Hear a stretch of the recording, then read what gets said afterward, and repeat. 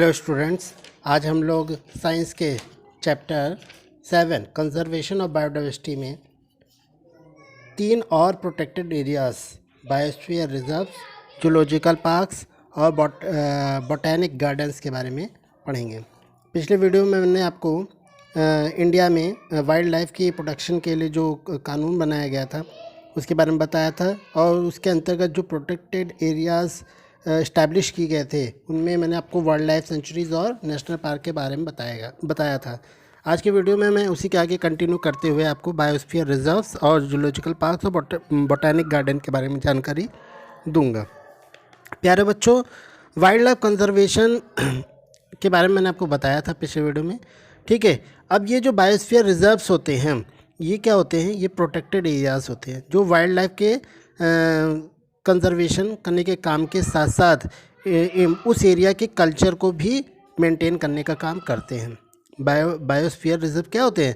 Biosphere reserve जो है वो प्रोटेक्टेड एरियाज़ होते हैं, वो क्षेत्र होते हैं, संरक्षित क्षेत्र होते हैं जो वाइल्ड लाइफ को तो संरक्षण करते ही करते हैं, साथ में उस जहाँ की जो कल्चर होता है, संस्कृति होती है, उसको भी संरक्षित करने का काम करते हैं, ठीक है।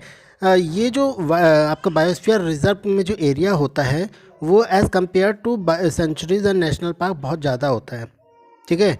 बायोस्फीयर रिजर्व में जो एरिया प्रोटेक्टेड किया जाता है वो सेंचुरीज़ और नेशनल पार्क के बनस्पत बहुत ज़्यादा होता है, ठीक है।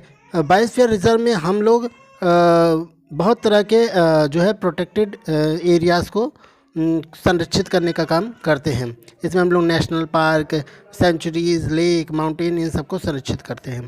तो इसका मतलब ये जो आपका सेंचुरीज़ हो गया, नेशनल पार्क है, ये इसी के अंतर्गत आ जाता है, ठीक है। इंडिया में अब तक 18 बायोस्फीयर रिजर्व हैं जो क्या करते हैं? बायोडाइवर्सिटी के कंजर्वेशन को बैलेंस करने का काम करते हैं और साथ में वो जहाँ के मनुष्यों के यूज़ को मैनेज करने का काम करते हैं। यानी बायोडाइवर्सिटी और ह्यूमन के बीच में जो इनबैलेंसिंग है उसको कंट्रोल करने का काम करते हैं। अब यहाँ पे कुछ आपको बायोस्फीयर रिजर्व के नाम दिए गए हैं, जैसे नंदा देवी, पंचमरी, है ना, सिंपली पाल और सुंदरबन। ये नेशनल पार्क कुछ इंडिया में आपके यहाँ पे बताए गए हैं।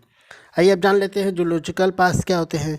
प्यारे बच्चों, जूस जो होते हैं, चिड़ियाघर जिसे बोलते हैं आप, जूस जो होते हैं वो स्थान होते हैं जहाँ पे एनिमल्स, बर्ड्स को रखा जाता है एक आर्टिफिशियल हैबिटेट में पब्लिक को देखने के लिए, ठीक है। तो जूलॉजिकल पार्क जो है वो जूस जो होते हैं वो स्थान होते हैं जहाँ पे एनिमल्स और बर्ड्स को आर्टिफिशियल हैबिटेट में मतलब एक कृत्रिम आवास बना के रखा जाता है ताकि पब्लिक आके इन जीवों को जो जंगल में नहीं देख पाते जा करके वो यहाँ पर देख सकें।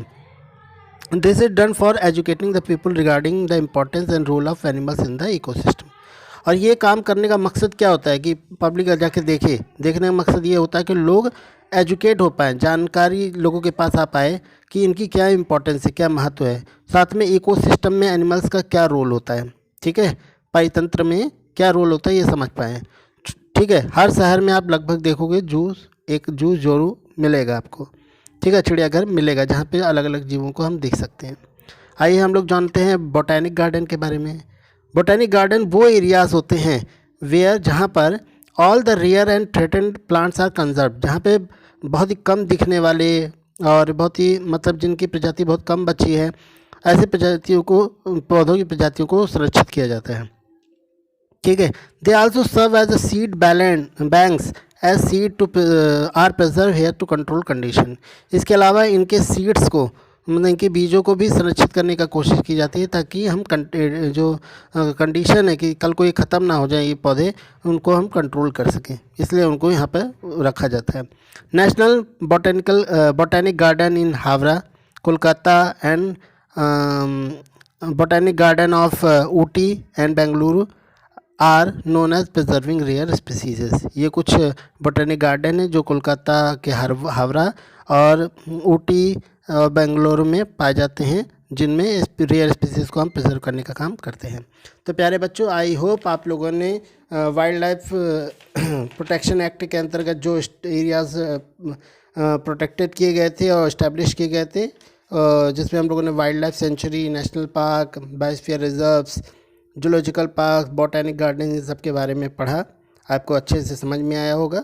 आई होप, उम्मीद करता हूँ मैं, ठीक है, नेक्स्ट वीडियो में हम लोग दूसरे और नए टॉपिक्स के बारे में इस चैप्टर के पढ़ेंगे। बहुत बहुत धन्यवाद।